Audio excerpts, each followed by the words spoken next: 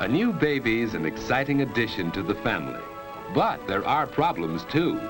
He's always asleep. When's he ever going to be any fun? All he ever does is eat and sleep. Yes, eat and sleep. And that's just about all you did too when you were a baby. You had to depend on your mother for all the things that you needed. She had to feed you, to bathe you, to put you down to sleep. As you grow older, you learn to do more and more things for yourself. Some of these things you do so often that they become habits. Everybody has habits. Dad likes to read his newspaper every evening in this same chair. It's one of his habits. Habits are things you do naturally without having to think about them. Martha first had to think each step when she tied a bow knot. Now she can do it easily and quickly.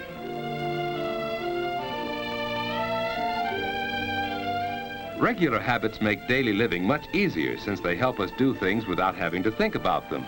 Some of the habits you learn now may stay with you all your life. All right, children. It's time to get ready for bed. I'm almost through with this chapter, Mother. It's time for bed, Susie. You go right to sleep now. Getting ready for bed at a regular time is one of the most important habits you can learn. A quiet hour or two before bedtime is part of this habit. It makes you feel relaxed and sleepy, ready for bed.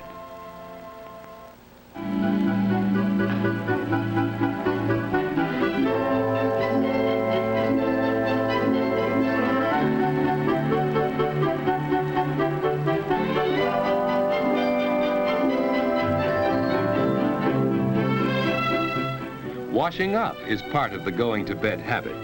Any regular routine before bedtime helps you feel sleepy. Hanging up your clothes can be part of this routine. They'll air out overnight and be neat for tomorrow. Wearing the right kind of night clothes is important. David's pajamas fit him loosely and don't bind him around the waist. David likes to open his window when it isn't too cold for fresh air, but he's careful not to sleep in a draft. Of course, Martha has her own habits. Instead of opening her window, she gets fresh air by opening her door a bit. Good night, David. Good night, sis. David's bed is comfortable and the mattress isn't too soft. The covers on his bed are warm without being heavy. And so David's ready for bed at just about the usual time. Of course, he sometimes stays up later, but that doesn't happen often enough to change his going to bed habits. Now to sleep. Some people go right to sleep, others take longer. Because David has regular sleeping habits, he usually drops off very quickly.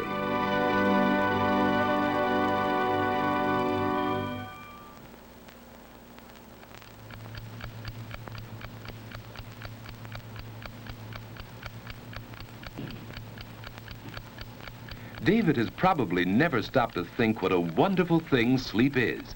In sleep, the muscles of the body are relaxed. It's the most perfect way to relax that we have. Our breathing is slower and deeper when we sleep. The body's temperature is lower. Even the heart beats more slowly. The whole body is resting. To rest all our muscles, we turn in our sleep.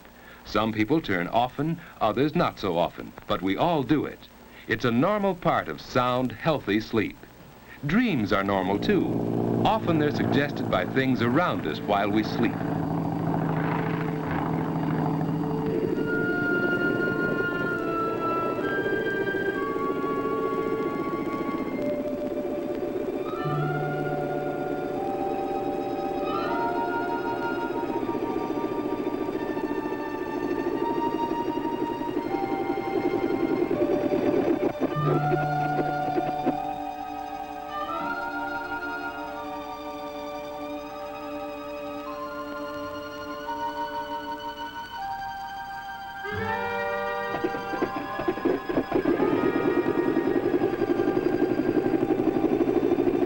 Dreams don't seem to make much sense, do they? That's because the brain is resting along with the body, so it's less alert when you sleep.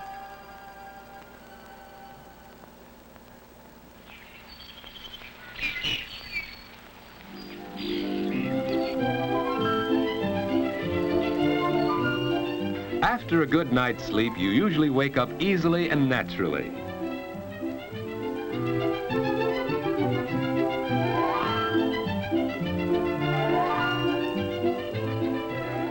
The alarm hasn't rung yet. David finds that he usually wakes up before it goes off. Of course, it takes him a little while to get fully awake. You're never at your best until at least an hour or two afterwards. That's one reason why getting up early is so important.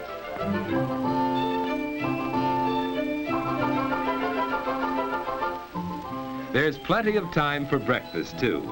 Breakfast is an important meal that shouldn't be missed. If you usually go to bed early enough, you usually wake up early, too. You can start the day in a pleasant, unhurried way. It's more fun for you that way, and more fun for the rest of the family, too. David and Martha enjoy their mornings, and that helps them enjoy the whole day.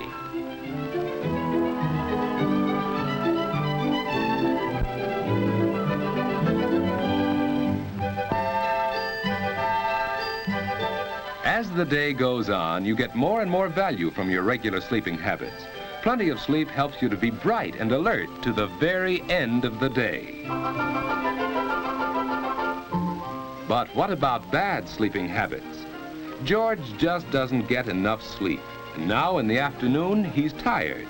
It's hard for him to pay attention in class. When the teacher calls on him, George just can't seem to remember things that he really ought to know.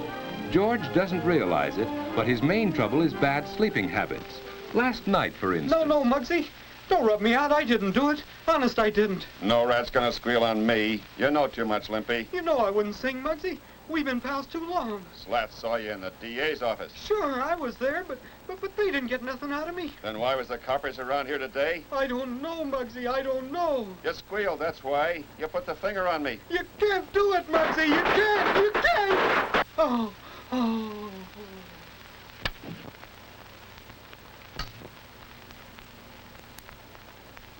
Yes, George has bad sleeping habits. And even when he finally does get into bed, he finds it hard to go to sleep. That's because he hasn't formed the habit of going to sleep at a regular time each night.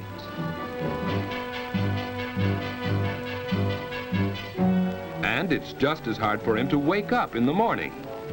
George! George!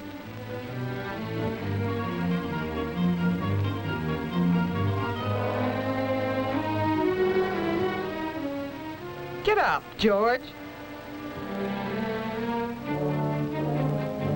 He's still tired because he hasn't had enough sleep.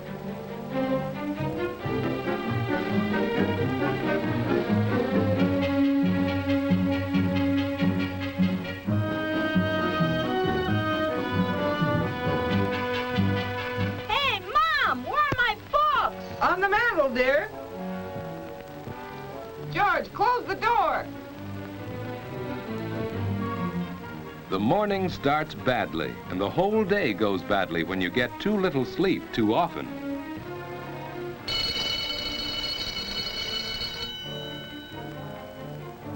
And even after class is over, you keep on paying the penalty for bad sleeping habits. You don't have much fun when you're tired and low in energy.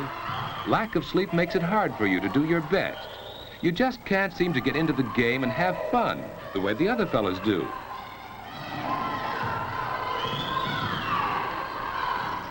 You're irritable and cross, hard to get along with.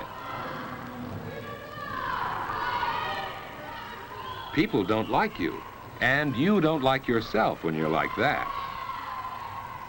Probably neither David nor George realize how important their sleeping habits are to the way they enjoy their waking hours. Going to bed at a regular time each night makes it easier for you to go right off to sleep instead of lying awake long into the night. You wake up easily and naturally without having to be dragged out of bed. And most important, your day starts right and stays right. Both David and Martha have learned that good sleeping habits help you get the most out of everyday living.